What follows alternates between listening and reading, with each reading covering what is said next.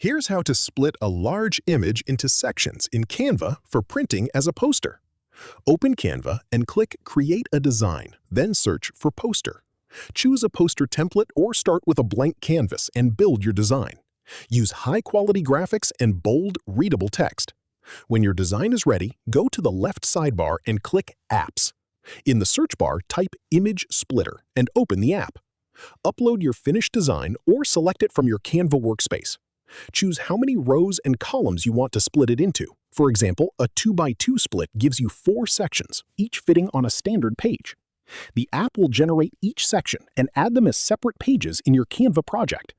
Review the pages to make sure they are in order and aligned correctly. Then click Share, Download, and choose PDF Print with CMYK color profile for the sharpest print quality. Print each page and assemble them together for your large format poster. If this helped you out, hit that subscribe button for more straight-to-the-point tutorials on step-by-click.